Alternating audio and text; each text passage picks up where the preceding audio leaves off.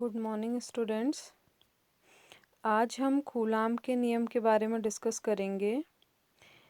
Charge की कुछ properties आपने पढ़ी थी, तो उसमें एक प्रॉपर्टी थी कि जो एक जैसे आवेश होते हैं, समान आवेश होते हैं, वो एक दूसरे को रिपेल करते हैं, और जो विपरीत आवेश होते हैं वो एक दूसरे को अट्रैक्ट कर रहे हैं। तो ये आवेशों के बीच में जो रिपल्शन और अट्रैक्शन का बल लग रहा है, उसी बल को कूलाम ने एक नियम के अकॉर्डिंग डिफाइन किया। तो कूलाम के नियमानुसार दो स्थिर बिंदु आवेशों के मध्य आकर्षण या प्रतिकर्षण का बल लगता है। इस आकर्षणात्मक या प्रतिकर्षणात्मक बल का परिमाण दोनों आवेशों के गुणनफल के समानुपाती होता है तथा दोनों आवेशों के बीच की दूरी के वर्ग के व्युत्क्रमानुपाती होता है। फॉर एग्जाम्पल आप यहाँ पर देख सकते हैं, दो केसेस लिखे हुए हैं। पहला केस देखिए, एक धनात्मक आवेश रखा है और ये दूसरा धनात्मक आवेश रखा है। इन दोनों के बीच की दूरी r ली है। तो यहाँ पर ये दोनों आवेश कैसे हैं? एक जैसे हैं, सजातीय आवेश हैं। तो ये दोनों एक दूसरे को क्या करेंगे? प्रतिकर्षित करेंगे। जैसे देखिए Q1 आवेश है, इस पर बल की दिशा क्या है? बाहर की ओर है। ऐसे यहाँ पर Q2 आवेश है, Q1 के रिस्पेक्ट में इसके बल की दिशा है बाहर की ओर। यानी कि ये दोनों सजातीय आवेश एक दूसरे को प्रतिकर्षित करते हैं। तो इस प्रतिकर्षण बल का परिमाण F किस किस पर डिपेंड करता है? फर्स्ट पॉइंट, इन दोनों आवेशों के गुणनफल पर, that is F is proportional to Q1 Q2। दूसरा किस पर निर्भर करता है? दोनों आवेशों के बीच की दूरी के वर्ग के व्युत्क्रमानुपाती होता है। दैट मीन्स दूसरा पॉइंट आपका हो गया F is proportional to 1/r²। तो इन दोनों को कंबाइन कर लेंगे यहाँ पर, तो हमारी इक्वेशन क्या बन जाएगी? F is proportional to Q1 Q2/r²। यहाँ पर प्रोपोर्शनैलिटी साइन हटाने के बाद एक कांस्टेंट आता है 1/4πε0। तो आपके कूलाम का नियम का गणितीय रूप क्या हो गया? F equal to 1/4πε0 Q1 Q2/r²। Similarly यहाँ पर जो दूसरा पेयर रखा हुआ है, सेकेंड वाला पार्ट, इसमें देखिए एक पॉजिटिवली चार्ज पार्टिकल रखा है, दूसरा नेगेटिवली चार्ज पार्टिकल रखा है। दोनों के बीच की डिस्टेंस r है। तो यहाँ पे ये दोनों चार्ज कैसे हैं? डिसलाइक चार्जेस हैं। दोनों चार्जेस अलग अलग हैं, एक में प्लस चार्ज है, दूसरे में माइनस। तो इन दोनों चार्जेस के बीच जो फोर्स ऑफ अट्रैक्शन लग रहा है, उसे भी आप कूलम्स लॉ के अकॉर्डिंग ऐसे ही शो करेंगे। F equal to 1/4πε0 Q1 Q2/r²। जब चार्जेस आपके लाइक चार्जेस होंगे, उनके बीच में क्या लगेगा? रिपल्सिव फोर्स लगेगा। और जब आपके चार्जेस डिसलाइक चार्जेस होंगे, तो उनके बीच में अट्रैक्टिव फोर्स लगेगा। कूलम्स लॉ के मैथमेटिकल फॉर्म में जो कांस्टेंट यूज हुआ है 1/4πε0, उसकी वैल्यू 9.0 × 10⁹ न्यूटन मीटर स्क्वायर पर कूलाम स्क्वायर होती है। यहाँ पर इसी कांस्टेंट टर्म में एक न्यू टर्म और यूज हुआ है ε0, जिसे निर्वात की विद्युतशीलता कहा जाता है, और इसकी वैल्यू 8.86 × 10⁻⁻12 कूलाम स्क्वायर पर न्यूटन मीटर स्क्वायर होती है। अब यहाँ पर हम देखेंगे कि ε0 की मात्रक और वीमा आप लोग कैसे निकालेंगे।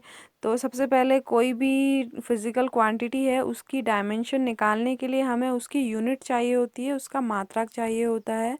तो सबसे पहले हम ε0 का मात्रक लिख लेंगे, कूलाम स्क्वायर पर newton metre square. Coulomb square को आप एम्पियर स्क्वायर सेकंड स्क्वायर लिख सकते हैं यहाँ पर। तो हमें यूनिट मिल गई ε0 की सिंप्लीफाइड फॉर्म में, एम्पियर स्क्वायर सेकंड स्क्वायर पर न्यूटन मीटर स्क्वायर। अब आप क्या करेंगे? डायमेंशनल वैल्यू निकाल लेंगे। यहाँ से एम्पियर की जगह पे A पुट कर देंगे, सेकंड की जगह पे T। फोर्स के लिए आपने डायमेंशनल फार्मूला पहले ही निकाला हुआ है, mLT-2, और मीटर की जगह पे L2। तो ε0 की डायमेंशन क्या आ गई? m-1 L-3 T-4 A2। के नियम से आप एक कूलाम की परिभाषा भी दे सकते हैं। ये जो फॉर्मूला है F equal to 1/4πε0 Q1 Q2 upon r square, इस फॉर्मूले में अगर आप Q1 और Q2 की जगह पे 1 कूलाम आवेश पुट कर देंगे और दोनों आवेशों के बीच की दूरी को 1 मीटर ले लेंगे, तो उस केस में वैल्यू पुट करने के बाद 1/4πε0 की जगह पे आप 9 × 10⁹ वैल्यू पुट करेंगे, Q1 की जगह पे 1 पुट करेंगे, Q2 की जगह पे भी 1 और R की जगह पे भी 1 पुट करेंगे, तो वैल्यू कितनी आ जाएगी F की 9 × 10⁹ न्यूटन। दैट मीन्स एक कूलाम आवेश वह आवेश है जो निर्वात से 1 मीटर की दूरी पर अपने बराबर परिमाण के सजातीय आवेश को 9 × 10⁹ न्यूटन के बल से प्रतिकर्षित करता है। दो आवेशों के बीच वायु के स्थान पर अगर कोई कुचालक पदार्थ रख दिया जाए, जैसे तेल रख दिया जाए या कोई कांच रख दिया जाए, तो उस केस में जो दोनों आवेश हैं उनके बीच में जो बल लगेगा उसे हम कैसे रिप्रेजेंट करेंगे? F इक्वल टू 1/4πε0 के Q1 Q2 upon r square. निर्वात के लिए जब आपने फोर्स लिखा था उसमें क्या था कि यहाँ पर जो K था ये वैल्यू उसके लिए 1 थी, निर्वात के लिए या वायु के लिए। और अगर कोई आप कुचालक पदार्थ रख देंगे आवेशों के बीच में, तो उस केस में आपका कांस्टेंट किस में चेंज हो जाएगा? 1/4πε0 K में। यहाँ पर K एक डायमेंशनलेस कांस्टेंट है जिसे उस मीडियम का, उस पदार्थ का डाइलेक्ट्रिक कांस्टेंट कहते हैं या परावैद्युतांक कहते हैं।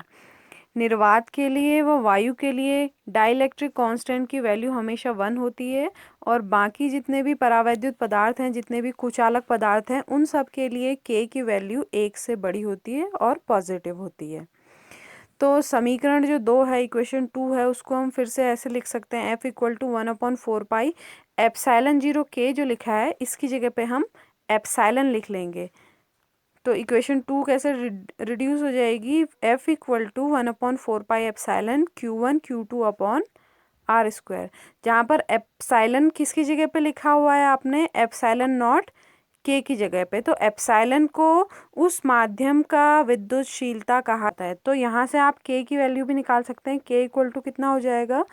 K equal to epsilon upon epsilon nought. तो माध्यम की विद्युतशीलता तथा निर्वात की विद्युतशीलता के अनुपात को उस माध्यम का परावैद्युतांक कहा जाता है। यह एक विमाहीन राशि है। किसी भी माध्यम की विद्युतशीलता यह बताती है कि माध्यम कितनी आसानी से विद्युत रेखाओं को उसमें से निकलने देता है। So in general Coulomb's law का मैथमेटिकल फॉर्म है F equal to 1/4πε Q1 Q2 upon r square.